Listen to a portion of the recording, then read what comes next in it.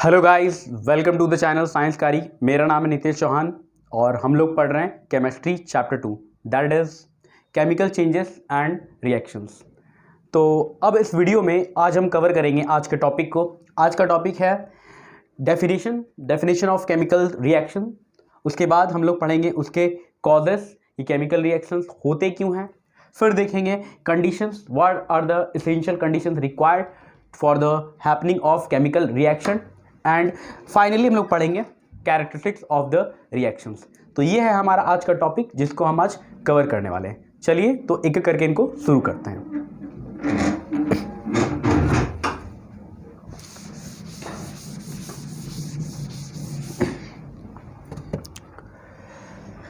सबसे पहले बात करते हैं डेफिनेशन का कि केमिकल रिएक्शंस का डेफिनेशन क्या होगा। तो डेफिनेशन लिखने से पहले हम कुछ बेसिक बातों को समझना चाहेंगे, जैसे कि हमारे आसपास जो चेंज हो रहा है उन चेंजेस को हम दो कैटेगरी में डिवाइड कर देते हैं। एक को हम कहते हैं फिजिकल चेंज और दूसरे को कहते हैं केमिकल चेंज। आप पढ़े होंगे अच्छे से कि चेंजेस दो तरह के होते हैं, physical change and chemical change. अब क्या वो चीज़ है इन दोनों में डिफरेंट है। तो केमिकल चेंज एक ऐसा चेंज है जिसमें न्यू सब्सटेंस बन के सामने आता है। Here new substance is formed, new substance बनता है यहाँ पे, जबकि यहां पर कोई न्यू सब्सटेंस नहीं बनता। अब न्यू सब्सटेंस कहने का मतलब है कि जो बना है रिएक्शन के बाद या जो चेंज होने के बाद जो बना है उसका प्रॉपर्टी पहले वाले सब्सटेंस के प्रॉपर्टी से मैच नहीं करने वाला है, और जो प्रॉपर्टी मैच नहीं करने वाला वो है केमिकल प्रॉपर्टी। मतलब हम कैसे बताएं कि नया सब्सटेंस बना है, कि उनका प्रॉपर्टी डिफरेंट होने वाला है। कौन सा प्रॉपर्टी? Chemical property. यहां पर जो चीज बनेगा उसका केमिकल प्रॉपर्टी सिमिलर रहेगा, तो यहां पर हम बोल नहीं पाएंगे कि केमिकल चेंज हुआ है। जैसे फिजिकल चेंज का एग्जांपल देखो कि हम ले लिए हैं H2O, दैट इज सॉलिड, मतलब बर्फ ले लिए है और बर्फ को हम गर्म कर रहे हैं तो बन जाएगा पानी, लिक्विड। तो मेरा बर्फ से पानी में कन्वर्जन हो गया है, लेकिन यहां पर कोई केमिकल चेंज नहीं हुआ है, क्योंकि जो बना है वो भी वाटर है, जो पहले था वो भी वाटर है, बट वो लिक्विड स्टेट में, यहां पे वो सॉलिड स्टेट में। तो मॉलिक्यूलर लेवल पे कोई चेंज नहीं हुआ है, इसीलिए हम इनको फिजिकल चेंज कहते हैं। यहां पर मॉलिक्यूलर लेवल का चेंज होगा और यहां पर जो चीज बनेगा उसका फॉर्मूला भी डिफरेंट होगा, इसी वजह से हम इनको केमिकल चेंज कहते हैं। और अगर यह बात आपको समझ में आ गया है तो केमिकल चेंज ही केमिकल रिएक्शन है। जब हम उनको अच्छे से रिप्रेजेंट कर देते हैं सिंबल, एरो और बाकी सारे इंफॉर्मेशन के साथ, तो वही केमिकल चेंज कहलाने लगता है। क्या? Chemical reactions. मतलब केमिकल रिएक्शन कुछ नया चीज नहीं है, ये केमिकल चेंज ही है, बस इसको हम सिस्टमैटिक ढंग से रिप्रेजेंट कर दिए हैं। तो अब देखिए आप डेफिनेशन, अब आपको डेफिनेशन पूरा समझ में आ जाएगा। तो डेफिनेशन क्या होगा? It is a chemical transformation का मतलब वही change. It is a chemical transformation in which new substance is formed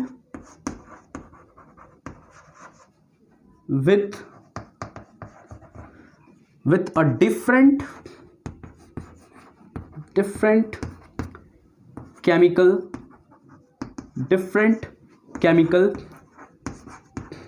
property.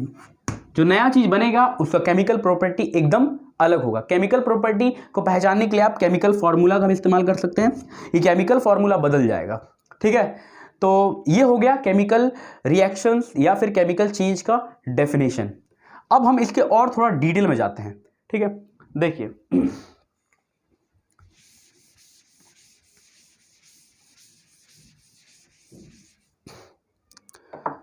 Book में या फिर और भी जगह आप देखेंगे तो केमिकल चेंजेस, केमिकल रिएक्शंस का बहुत सारा डेफिनेशन दिया रहता है। जैसे कि उनमें कुछ पॉइंट मेंशन रहता है, जैसे कि एक पॉइंट ये होता है, it is the breaking of old chemical bonds and the formation of new chemical bonds. New chemical bonds, ठीक है। इसके अलावा लिखा रहता है रीअरेंजमेंट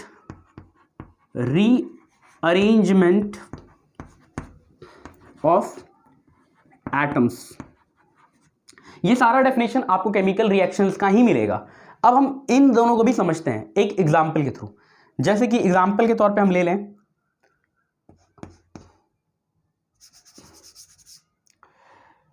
HCl रिएक्शन करवा रहा है NaOH से, क्या बनेगा NaCl प्लस H2। आप इस रिएक्शन को पहचान लिए होंगे, reaction of acid with base to form salt and water neutralization reaction है ये। अब इन रिएक्शन में देखें तो हो क्या रहा है, तो यहां पर हाइड्रोजन और क्लोरीन के बीच में एक बॉन्ड है, एक केमिकल बॉन्ड है इस तरह से। हाइड्रोजन और क्लोरीन के बीच में एक केमिकल बॉन्ड है, जो केमिकल बॉन्ड यहां पे ब्रेक होता है। जब ये रिएक्शन होता है तो ये बॉन्ड यहां से ब्रेक होता है हाइड्रोजन और क्लोरीन का, और हाइड्रोजन का नया बॉन्ड बनता है ऑक्सीजन के साथ इस तरह से।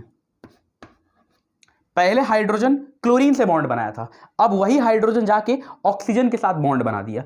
तो यहां पे क्या हुआ है, break down of old chemical bond, पुराना बॉन्ड टूटा और नया बॉन्ड बना। पुराना बॉन्ड का टूटना और नया बॉन्ड का बनना क्या रिप्रेजेंट करता है, केमिकल रिएक्शन को, जो ऊपर का डेफिनेशन लिखा हुआ है। तो सेकंड वाला लाइन जस्टिफाइड है।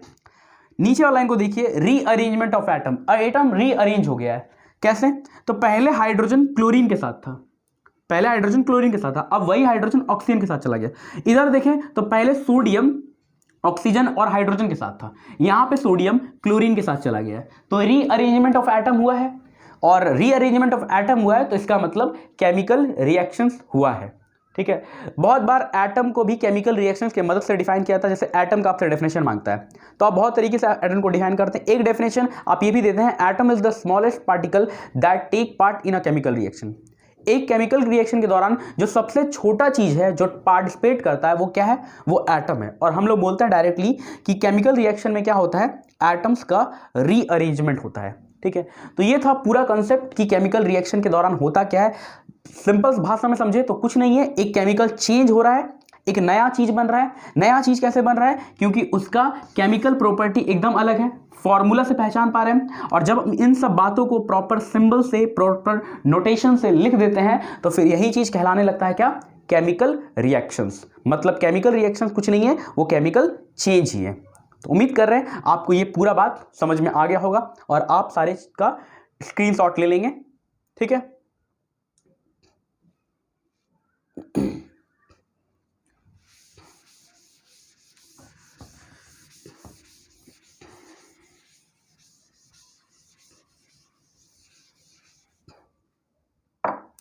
तो यहां पर हमारा फर्स्ट टॉपिक खत्म हो चुका है, दैट इज द डेफिनेशन। अब हम लोग मूव करेंगे अपने सेकंड टॉपिक की तरफ, जो है कॉज।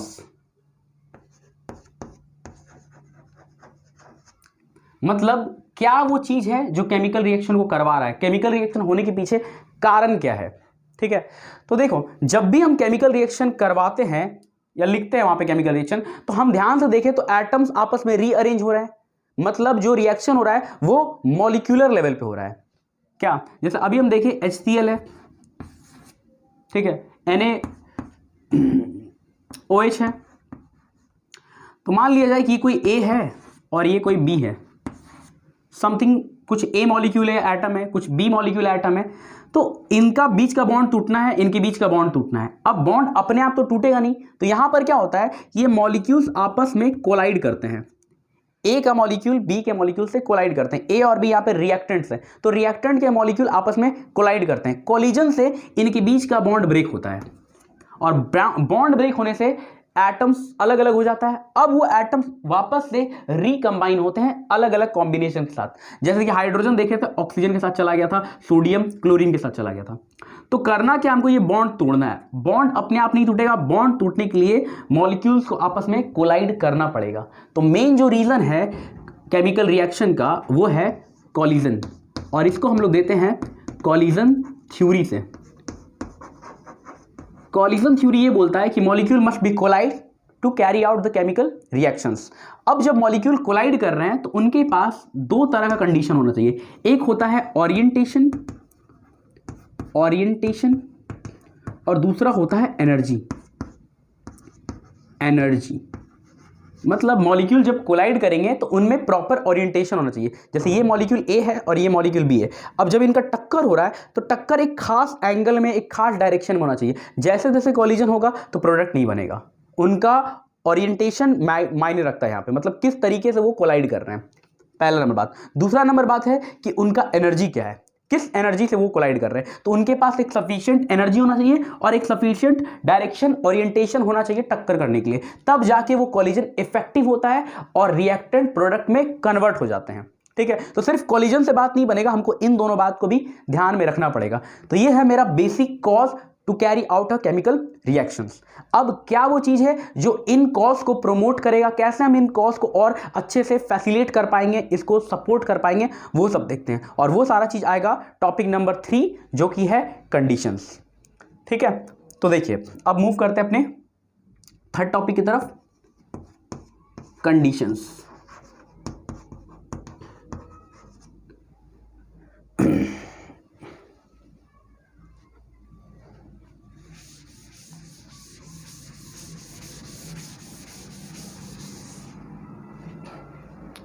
मेरे दिमाग में तो ये बात आ गया आराम से कि अगर रिएक्शन करवाना है तो कोलिजन करवाना पड़ेगा, बिना कोलिजन के रिएक्शन नहीं होगा। अब कोलिजन को हम कैसे सपोर्ट करें? तो पहला तरीका है कोलिजन को सपोर्ट करने का, वो है मिक्सिंग। मिक्सिंग जनरली काम करता है सॉलिड चीजों पे, सॉलिड सब्सटेंस पे। ये सॉलिड रिएक्टेंट है, जैसे ये दोनों रिएक्टेंट है, इनको हमको रिएक्ट करवाना है। तो सिंपली अगर हम ऐसे रख देंगे कंटेनर में तो रिएक्शन नहीं होगा, क्योंकि मॉलिक्यूलर लेवल पे तो कुछ हो नहीं रहा है। तो हमको मॉलिक्यूल को एक्साइट करना पड़ेगा ताकि वो लोग कंबाइन हो, टकराए, कोलाइड करे और फिर प्रोडक्ट बने। तो उनके लिए हमको पहले तो मिक्स करना पड़ेगा, पाउडर फॉर्म में कन्वर्ट करना पड़ेगा और फिर उस पाउडर फॉर्म को आपस में कोलाइड करवाना पड़ेगा, जो कि हम करवाएंगे मिक्सिंग के थ्रू। उनको मिक्स करेंगे थोरोली। ठीक है, देखिए जैसे कि एग्जाम्पल ये है आपका लेड नाइट्रेट का रिएक्शन पोटेशियम आयोडाइड से करवा रहे हैं, KI से। दोनों सॉलिड है, लेड नाइट्रेट और पोटेशियम आयोडाइड। सॉलिड सॉलिड में डायरेक्ट रिएक्शन नहीं हो सकता है, तो उनको हमको पाउडर फॉर्म में कन्वर्ट करके अच्छे से मिक्स करना पड़ेगा। जब मिक्स कर लेंगे तो इनका आयंस इंटरचेंज करना स्टार्ट करेगा, मतलब पोटेशियम वाला आयंस नाइट्रेट के साथ जाएगा, क्या बनेगा KNO3, और लेड वाला आयन आयोडीन के साथ जाएगा, क्या बनेगा लेड आयोडाइड। जिनको भी फॉर्मूला लिखने में दिक्कत हो रहा है वो पुराने वीडियो को देखेंगे, जो मैंने पुराना वीडियो डाला है, प्रीवियस वीडियो, उसमें सिखाया है कि कैसे हम फॉर्मूला लिखते हैं, फॉर्मूला लिखने का क्या रूल्स होता है। तो वो एक बार आप देख लेंगे तो आपको क्लियर हो जाएगा कि फॉर्मूला कैसे लिखा जाता है, फिर आपको कोई डाउट नहीं होगा। फिलहाल के लिए आप समझिए कि यहाँ पे आयन इंटरचेंज हो गया है, लेड चला गया है आयोडीन के साथ और K चला गया है। अब यहाँ पे ये बॉन्ड टूटा होगा, ये बॉन्ड टूटा होगा और नया बॉन्ड बना है, पुराना बॉन्ड टूटा, नया बॉन्ड बना। अब पुराना बॉन्ड कैसे टूटा होगा? तो कोलिजन करवाना पड़ा होगा। कोलिजन कैसे करा रहे हैं? Through mixing. तो पहला तरीका, पहला कंडीशन हुआ रिएक्शन करवाने का, मिक्सिंग। ठीक है, लेकिन ये जो तरीका है ये उतना फ्रिक्वेंटली यूज नहीं होता है। सेकंड वाला हम लोग बहुत ज्यादा यूज करते हैं, नंबर 2, वो है सॉल्यूशन। आप हमेशा देखेंगे कि most of the chemical reactions are carried out in a solvent. एक सॉल्वेंट में केमिकल रिएक्शन को करवाते हैं और जनरली जो सॉल्वेंट यूज होता है वो होता है पानी, वाटर।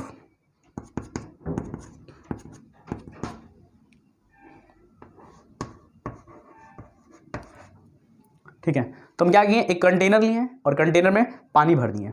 ठीक है, अब हम इसमें कुछ रिएक्टेंट्स को ऐड करेंगे, जैसे कि हम इसमें ऐड करते हैं AgNO3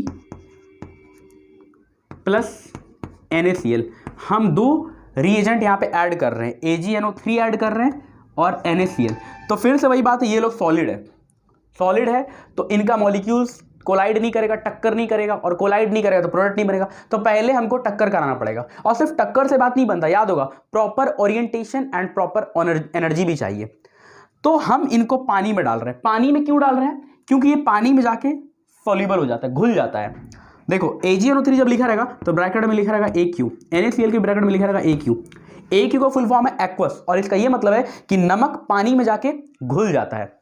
घुलता क्यों है? क्योंकि ये अपने आयंस में ब्रेक हो जाता है। देखो कैसे, यहाँ पे बनता है Na+ और Cl-। उसी तरह से AgNO3 Ag+ और क्या NO3 माइनस। तो यहाँ पे अलग अलग आयंस बन गया है, ये पानी में जाते के साथ आयन से ब्रेक हो गया, मतलब इस बार बॉन्ड हमको तोड़ना नहीं है, बॉन्ड ये पानी ही तोड़ दिया। अब क्या है कि देखो 4 डिफरेंट तरह का आयंस हो गया, 2 कटायन 2 अनायन, ठीक है। और ये कटायन अनायन पानी के इन्वायरमेंट में घूम रहे हैं, क्योंकि पानी इसको रोक के नहीं रखेगा, पानी इनको फ्री मूवमेंट दे दिया है, तो ये आयंस आपस में मूव कर रहे हैं। अब एक ऐसा टाइम आएगा उनके बीच में कॉलिजन पॉसिबल है, तो इस बार Ag का कॉलिजन होने वाला है Cl माइनस के साथ, और Na+ का कॉलिजन होने वाला है NO3 के माइनस साथ, और वाटर ही उनको सफिशिएंट ओरिएंटेशन दे रहा है और सफिशिएंट एनर्जी दे रहा है, तो ये आपस में कोलाइड करके प्रोडक्ट बना पाते हैं। तो जब ये इनका आयन इंटरचेंज होता है, तो क्या फॉर्म होगा AgCl और क्या NaNO3। तो most of the chemical reactions इसी तरह से होता है। हमको उसको करवाने के लिए एक सॉल्वेंट चाहिए, ठीक है। जनरली हम सॉल्वेंट के तौर पे पानी यूज करते हैं। पानी क्यों यूज करते हैं? क्योंकि पानी में वो मॉलिक्यूल घुल जाता है। अब तुम सोचो कि अगर ये पानी में नहीं घुलता तो क्या हम पानी यूज करते हैं? एकदम नहीं, क्योंकि फिर आयंस नहीं बनता तो फिर वो घूमता नहीं, कोलाइड नहीं होता, वो सारा कंडीशन नहीं बनता। तो पानी यूज करने के पीछे भी कुछ लॉजिक है, ठीक है। और जो सॉल्वेंट यूज होगा वो 2 तरह का यूज होगा, एक तो तुम्हारा पानी वाटर जो कि पोलर सॉल्वेंट है, और नॉन पोलर सॉल्वेंट की तरह यूज होगा कुछ ऑर्गेनिक सॉल्वेंट, जैसे कि ऑर्गेनिक सॉल्वेंट का नाम लिख दे रहे हैं ईथर, बेंजीन, ये सब हो गया ऑर्गेनिक सॉल्वेंट। कभी कभी हम लोग ऑर्गेनिक सॉल्वेंट का यूज करते हैं जब कुछ ऐसा रिएक्टेंट होता है जो पानी में नहीं घुलता है लेकिन ऑर्गेनिक सॉल्वेंट में घुल जाता है, जैसे कि अभी तो ये आराम से वाटर में डिसॉल्व हो गया तो वाटर लेके काम चला लिए। तो अधिकतर रिएक्शंस इसी फॉर्मेट पे आपको दिखाई देगा, जहां पे हमको रिएक्शन करवाने के लिए सॉल्यूशन का जरूरत होगा, सॉल्यूशन हम बनाएंगे with the help of a suitable solvent. तो ये दोनों कंडीशन आपको समझ में आ गया होगा, जो पूरी तरह से कॉज पे डिपेंडेंट है। कॉज को बैकग्राउंड में रखिए, दिमाग में चलाइए और फिर इनको पढ़िए, तो आपको एकदम सब कुछ एकदम क्रिस्टल क्लियर होता चला जाएगा और सब कुछ बहुत आसानी से समझ में आ जाएगा। चलिए तो अब बढ़ा जाए अपने अगले कंडीशन की तरफ। 2 कंडीशन हम लोग देख चुके हैं, अब देखते हैं हमारा थर्ड कंडीशन।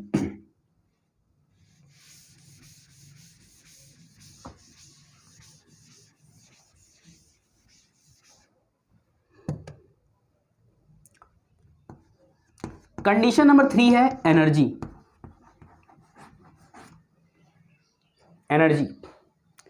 एनर्जी के बारे में क्या है कि कोलिजन हो रहा है, कभी कभी क्या है कि ये कोलिजन जो हो रहा है ये उतना सफिशिएंट एनर्जी के साथ नहीं हो रहा है कि मॉलिक्यूल्स प्रोडक्ट में कन्वर्ट हो सके, क्योंकि जब उसके पास एनर्जी नहीं होगा अच्छा खासा तो बॉन्ड टूटेगा नहीं, नया बॉन्ड बनेगा नहीं, तो हमको एक्स्ट्रा एनर्जी सप्लाई करना पड़ेगा बाहर से। We have to supply some extra energy बाहर से, ठीक है, बाहर से एनर्जी देना पड़ेगा। अब ये एनर्जी हम अलग अलग फॉर्म में दे सकते हैं, जैसे किस किस फॉर्म में दे सकते हैं? हम इनको दे सकते हैं हीट के फॉर्म में एनर्जी, हम इनको दे सकते हैं लाइट के फॉर्म में एनर्जी, हम इनको दे सकते हैं इलेक्ट्रिसिटी के फॉर्म में एनर्जी, क्योंकि आपको मालूम होगा all of these are form of energies. पढ़ेंगे आप लोग लाइट एनर्जी, हीट एनर्जी और इलेक्ट्रिसिटी एनर्जी, इलेक्ट्रिकल एनर्जी।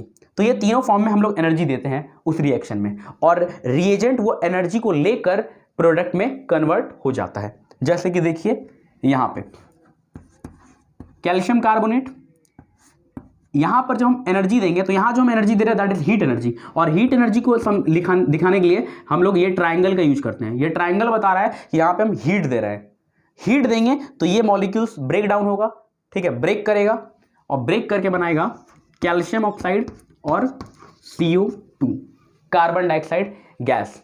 यहां भी कोलिजन हो रहा है लेकिन यहां पे डिफरेंट मॉलिक्यूल कोलाइड नहीं कर रहा है, इसी CO3 का मॉलिक्यूल आपस में कोलाइड कर रहा है।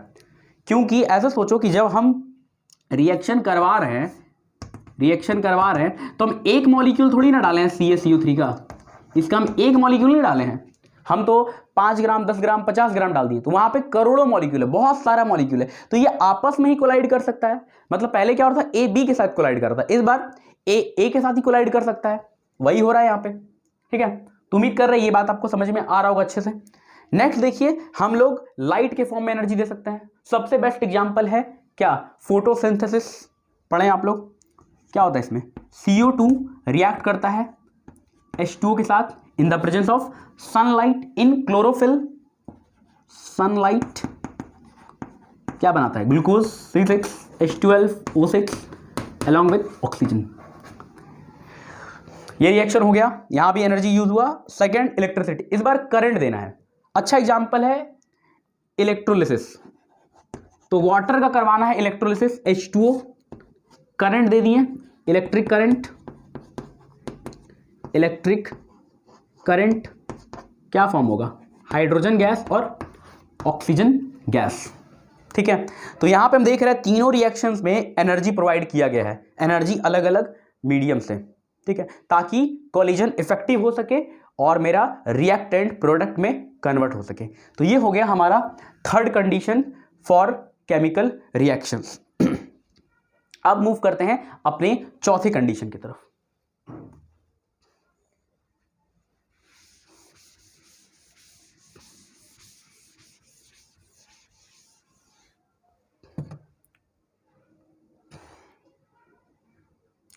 कंडीशन नंबर 4,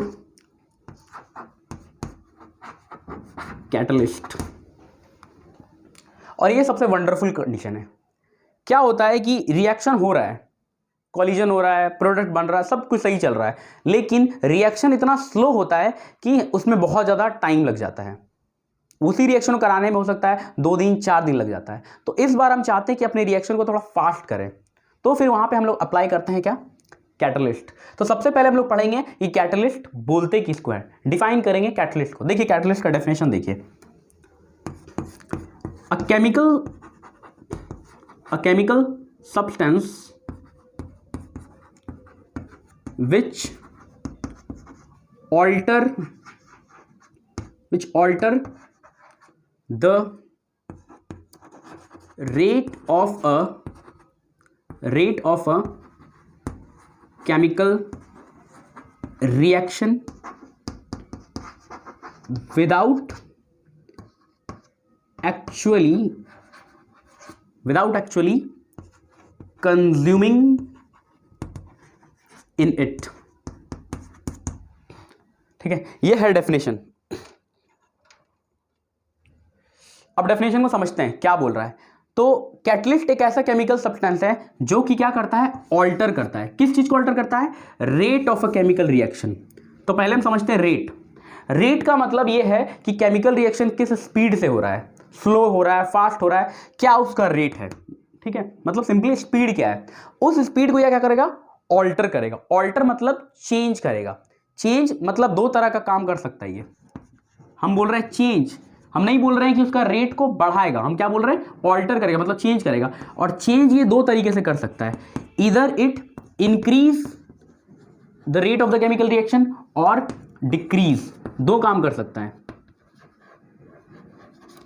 या तो ये इंक्रीज कर सकता है या फिर डिक्रीज कर सकता है। अगर ये रेट को इंक्रीज करता है तो ऐसे कैटलिस्ट को हम कहते हैं पॉजिटिव कैटलिस्ट, पॉजिटिव कैटलिस्ट। और अगर ये रेट को डिक्रीज करता है तो हम इनको कहते हैं नेगेटिव कैटलिस्ट। नॉर्मली स्टूडेंट याद कर लेते हैं कैटलिस्ट वो होता है जो रेट को बढ़ाता है, ऐसा नहीं है। वो रेट को घटा भी सकता है, बढ़ा भी सकता है, घटा भी सकता है। देखो हम लोग को दोनों का जरूरत पड़ता है, पॉजिटिव कैटलिस्ट का भी, नेगेटिव कैटलिस्ट का भी। पॉजिटिव कैटलिस्ट का तब जरूरत पड़ता है जब हम चाहते हैं कि केमिकल रिएक्शन हो, मेरा केमिकल रिएक्शन हो, हम करवाना चाहते हैं रिएक्शन, हम इंटरेस्टेड होते हैं उसमें, तो हम लोग यूज करते हैं पॉजिटिव कैटलिस्ट। लेकिन कभी कभी ऐसा भी होता है कि हम नहीं चाहते हैं केमिकल रिएक्शन हो, तो वहां पर हम लोग यूज करते हैं नेगेटिव कैटलिस्ट। क्योंकि कभी कभी केमिकल रिएक्शन हमारे लिए बहुत नुकसानदेह होता है, केमिकल रिएक्शन करवा के हम कुछ प्रॉब्लम हो जाता है, तो वहां पे हम नहीं करवाना चाहते हैं या फिर उसको स्लो डाउन करवाना चाहते हैं, तो उस केस में हम लोग यूज करेंगे क्या, नेगेटिव कैटलिस्ट। तो उम्मीद कर रहे हैं आपको कैटलिस्ट एकदम अच्छे से समझ में आ गया होगा। ठीक है, तो ये था हमारा सारा कंडीशंस कि क्या क्या कंडीशंस रिक्वायर्ड है केमिकल रिएक्शन करवाने के लिए। तो टोटल 4 कंडीशन था, चारों कंडीशन आपको अच्छे से समझ में आ गया होगा। अब हम लोग मूव करने वाले हैं अपने फाइनल टॉपिक की तरफ, दैट इज द कैरेक्टरिस्टिक्स। चलिए उसको पढ़ते हैं।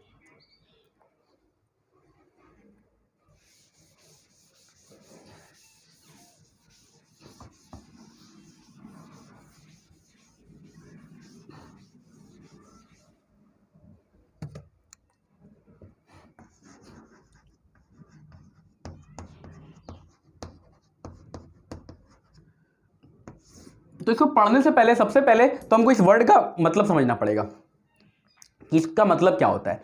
इसको बहुत लोग कंफ्यूज कर जाते हैं इस वर्ड से। इसको वो सोचते हैं ये लिखा हुआ है, लेकिन दोनों में डिफरेंस है। प्रॉपर्टी का अगर हिंदी में बात करें तो मतलब है गुण, क्वालिटी, ठीक है। और कैरेक्टरिस्टिक्स को हिंदी में बोलते हैं लक्षण। हिंदी में ज़्यादा समझ में आता है क्योंकि वर्ड ही कुछ ऐसा है। देखो प्रॉपर्टी पूछ रहा है मतलब गुण पूछ रहा है। जैसे कि मान लो कोई लड़का है, कोई बॉय है, उसका प्रॉपर्टी, कोई स्टूडेंट है उसका प्रॉपर्टी। तो स्टूडेंट कैसा होता है? ओबीडियंट, लर्निंग, हार्ड वर्किंग बोल सकते हैं हम स्टूडेंट का। सारे स्टूडेंट तो ऐसा नहीं होते, लेकिन स्टूडेंट का एक जनरल प्रॉपर्टी हम बता सकते हैं कि वो डिसेंट होगा, हार्ड वर्किंग होगा, कि ये सब उसका प्रॉपर्टी है। लेकिन हमको एक पार्टिकुलर स्टूडेंट का बात करना है, कोई एक्स स्टूडेंट है, हमको उसका बात करना है, हम चाहते हैं उसका बात करें। तो फिर ये सब बोलने से तो पता ही नहीं चलेगा कि उसका बात हो रहा है कि नहीं। तो फिर हमको बताना पड़ेगा उसका क्या, लक्षण, लक्षण बताना पड़ेगा, ताकि हम डायरेक्टली उसी के पास पहुंच जाए। मान लो कि वो जो एक्स लड़का है वो बहुत ही झगड़ालू है, बहुत लड़ाई करता है। तो कहीं अगर लड़ाई हो रहा है तो हम तुरंत समझ जाते हैं कि हाँ वही होगा, वहां पे लड़ाई कर सकता है वो। तो ये उसका क्या हो गया, लक्षण। बोलते हैं ना उसका लक्षण है लड़ाई करने का। तो ये हो गया उसका कैरेक्टरिस्टिक। तो इस तरह का केमिकल रिएक्शंस का भी कैरेक्टरिस्टिक्स है, जिससे हमको पता चलता है कि हाँ ये रिएक्शंस हो रहा है, उसके कैरेक्टरिस्टिक्स को पहचान करके, पढ़ करके। अब वो क्या है देखिए एक करके। सबसे पहला जो है वो है इवोल्यूशन ऑफ अ गैस, ठीक है। एग्जाम्पल देखिए, जैसे कि जिंक लिए और जिंक का रिएक्शन करा दिए HCl से, डाइल्यूट HCl, क्या बनता है ZnCl2 प्लस H2, हाइड्रोजन यहाँ गैस बना, ठीक है। अब समझो, तो जैसे ही हम जिंक को HCl में डालेंगे तो HCl मेरा लिक्विड है, जिंक मेरा सॉलिड है। मतलब एक लिक्विड लिए, यहाँ पे दिखाई दे रहे हैं, यहाँ पे दिखाते हैं, ये मेरा कंटेनर है, ये HCl है, इसमें हम जिंक का टुकड़ा डालते हैं, ये जिंक का टुकड़ा है, ठीक है। क्या होगा, यहां से हाइड्रोजन गैस निकलने लगेगा ऐसे, और गैस ऊपर जाता है, इसीलिए हम अब एरो दिखाएं, ऊपर का एरो दिखाएं, ठीक है। अब गैस वहां से रिलीज हो रहा है, धीरे धीरे गैस ऊपर जा रहा है। गैस एक नया चीज बन गया क्या? पहले गैस था नहीं, बना गैस अभी, मतलब new substance is form. Starting में डेफिनेशन में क्या बताते हैं कि केमिकल रिएक्शन के दौरान न्यू सब्सटेंस फॉर्म हो जाता है, नया चीज बन जाता है। तो ये नया चीज बन गया ना, हाइड्रोजन गैस नया चीज बना, तो हम पहचान पाए कि रिएक्शन हुआ, क्योंकि यहां से गैस रिलीज हुआ है जो कि पहले मौजूद नहीं था। अब एक और समस्या है, समस्या ये है कि जो हाइड्रोजन गैस है वो कलरलेस है, इट इज कलरलेस। और जनरली यही होता है, मैक्सिमम गैस जो भी है केमिस्ट्री में सब क्या है, कलरलेस है। तो गैस जब निकलेगा तो तुमको पता ही नहीं चलेगा कि रिएक्शन हुआ कि नहीं हुआ, क्योंकि इस बार हम उसको पहचानना चाहते हैं, लिख कर नहीं, देख कर, ऑब्जर्वेशन के थ्रू हम उसको पहचानना चाहते हैं कि जब हम लैब में बैठे हों और अगर कोई रिएक्शन हो रहा है तो हम कैसे उसको बता पाएंगे, क्योंकि लैब में ये सब लिखा नहीं रहेगा, ये तो हम कॉपी में लिखते हैं, नोट डाउन करते हैं, बुक में लिखते हैं, ठीक है। जब हम एक्सपेरिमेंट कराएंगे तब एक्चुअली में क्या होगा, हम कैसे बताएंगे कि रिएक्शन हो रहा है। तो वहां पर गैस रिलीज होगा, गैस तो दिखाई नहीं देता है, पता कैसे चलेगा। तो फिर क्या है कि हर गैस का अपना एक टेस्ट होता है, TEST, टेस्ट मतलब जांच करने का तरीका, एक तरीका होता है जिससे हम उस गैस को, पार्टिकुलर गैस को पहचान पाते हैं। हाइड्रोजन गैस का भी टेस्ट है, क्या टेस्ट है, pop sound, it Burns with a pop sound, जैसे पॉपकॉर्न का पॉप होता है वही वाला पॉप। तो जब हम इस हाइड्रोजन के सामने एक बर्निंग मैच स्टिक ले जाएंगे तो वो पॉप साउंड के साथ जलने लगेगा, तो हम कंफर्म हो जाएंगे कि हाइड्रोजन गैस है। हर गैस का अपना एक टेस्ट होता है, ठीक है। हम एक सेपरेट वीडियो में अगर आप डिमांड करेंगे तो हम ये बता देंगे कि कौन सा गैस का क्या टेस्ट है, कैसे हम उस पार्टिकुलर गैस को पहचानेंगे। फिलहाल इस वीडियो में सारा कुछ कवर नहीं किया जा सकता है, तो यहाँ पर हम सिर्फ इतना ही बता पाएंगे कि ये गैस रिलीज हुआ है और यही मेरा पहचान है, यही मेरा लक्षण है केमिकल रिएक्शन का। पहला कैरेक्टरिस्टिक्स यही है, इवोल्यूशन ऑफ गैस। सेकेंड पे आइए, सेकेंड है फॉर्मेशन ऑफ प्रेसिपिटेट। प्रेसिपिटेट बनेगा तो पहले हमको समझना पड़ेगा कि प्रेसिपिटेट होता क्या है, इसका क्या डेफिनेशन है। देखिए ये होता है, it is an insoluble solid.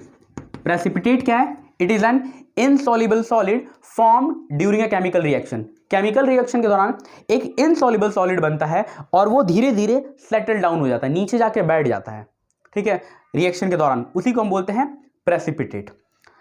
जैसे कि एग्जाम्पल के तौर पे ये रिएक्शन हम पहले भी लिख चुके हैं, देखो तो silver nitrate aqueous NaCl aqueous, aqueous का मतलब समझाएं तभी हम कि वो पानी में घुल गया है इसीलिए एक्वस लिखे हैं। अब आयंस का इंटरचेंज, तो Ag गया Cl के साथ और Na गया NO3 के साथ, तो ये NaNO3 तो एक्वस है, बट सरप्राइजिंगली AgCl जो है वो सॉलिड है। सॉलिड तो चारों है, लेकिन उनमें ये 3 सॉलिड 1 2 3 ये तीनों सॉल्युबल है, घुल जाता है, इसीलिए तीनों के ब्रैकेट में AQ लिखा हुआ है एक्वस।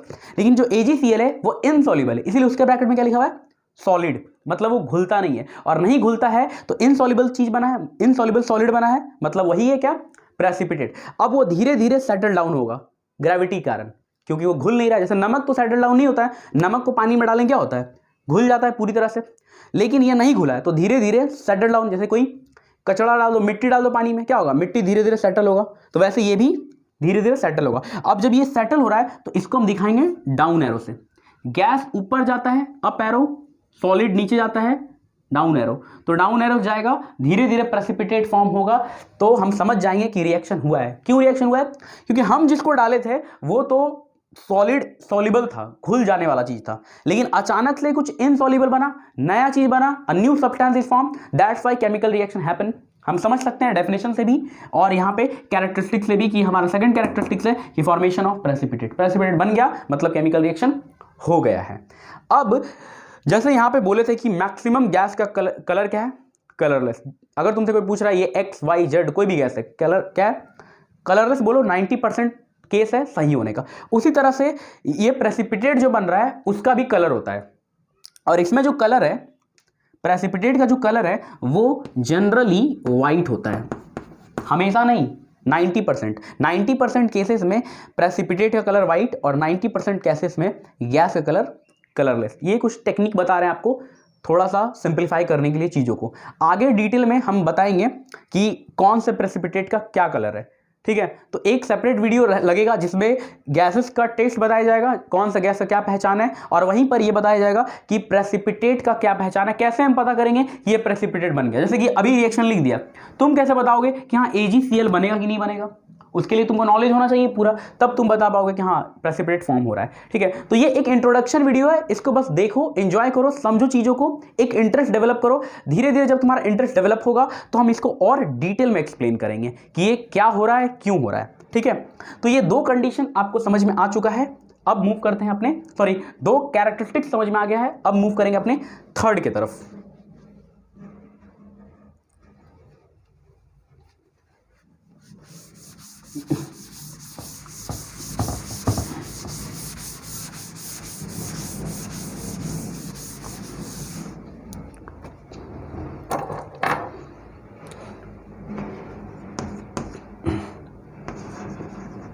थर्ड है चेंज इन एनर्जी।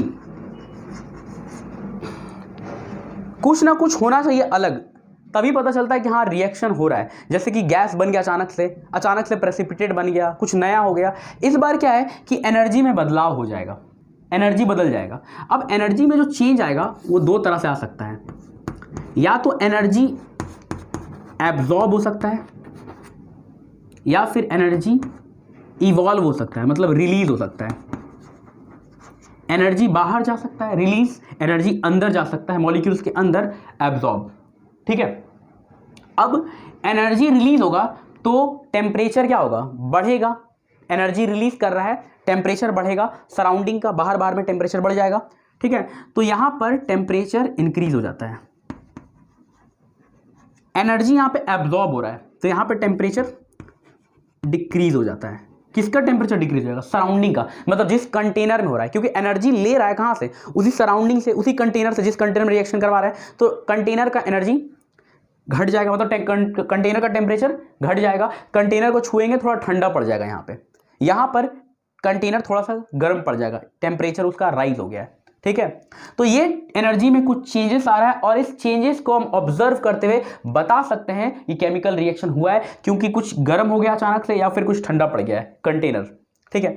अब इनका नाम क्या है? तो इसको हम कहते हैं रिलीज वाले को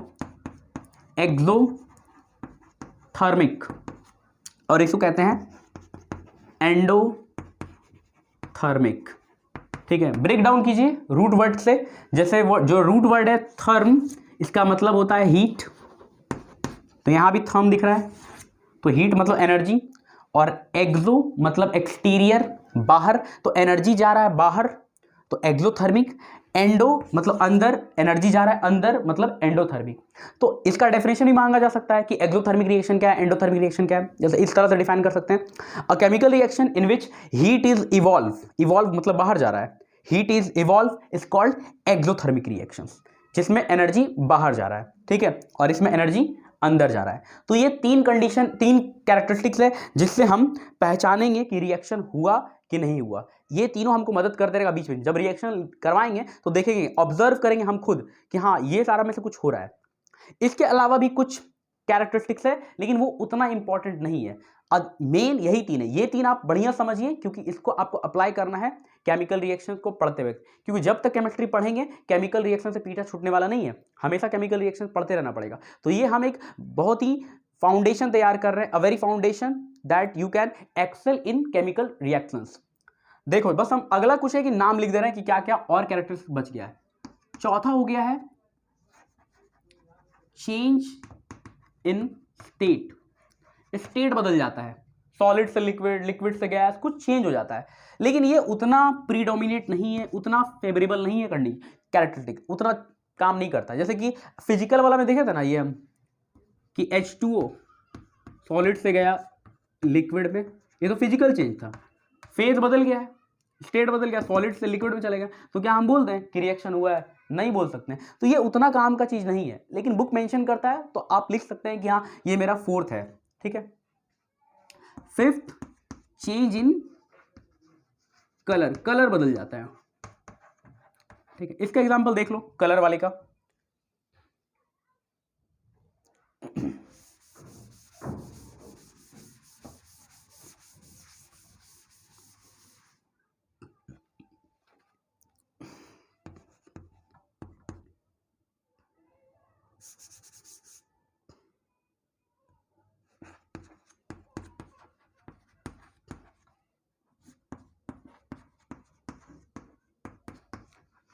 ये रिएक्शन लिख दिए, इसका नाम है डिस्प्लेसमेंट रिएक्शन। ठीक है, अगले वीडियो में इसको एक्सप्लेन किया जाएगा। इसका जो कलर है कॉपर सल्फेट का, ये ब्लू कलर है और इसका कलर है ग्रीन। तो होगा क्या कि जब हम ये रिएक्शन करवाएंगे तो हम टेस्ट ट्यूब में, ये मेरा टेस्ट ट्यूब है, इसमें हम कॉपर सल्फेट लेंगे, मतलब ब्लू सॉल्यूशन लेंगे, एक ब्लू कलर का सॉल्यूशन लेंगे, और इस ब्लू सॉल्यूशन में हम आयरन डालेंगे, लोहा। तो ये सॉल्यूशन धीरे धीरे ग्रीन कलर में कन्वर्ट होने लगेगा। अब यहां जो कलर में जो चेंज आ रहा है, कलर में जो बदलाव आ रहा है, इसी बदलाव को देखकर हम बता देंगे कि केमिकल रिएक्शन हुआ है। हम बार बार एक बात रिपीट कर रहे हैं कि जब हम ऑब्जर्व करते हैं किसी चीज को, जब हम लैब में देखते हैं, तो हमको ये सारा फॉर्मूला नहीं दिखता है। फॉर्मूला तो अपने कन्वीनियंस के लिए बनाए हैं, हमको वहां पे ऑब्जर्वेशन दिखता है, और ऑब्जर्वेशन को देख के हमको बताना पड़ता है कि रिएक्शन किस तरह से हो रहा है। तो ये सब कैरेक्टरिस्टिक्स है, मतलब लक्षण है, जिसको देख के हम बता सकते हैं कि हाँ रिएक्शन हुआ है। और कौन सा रिएक्शन हुआ है वो हम आगे समझेंगे जब हम पढ़ेंगे type of the chemical reactions. तो उम्मीद कर रहे हैं कि आज का क्लास आपको समझ में आ गया होगा। अब ये वीडियो को हम एंड करते हैं, मिलेंगे अब अगले वीडियो में, तब तक के लिए थैंक यू वेरी मच।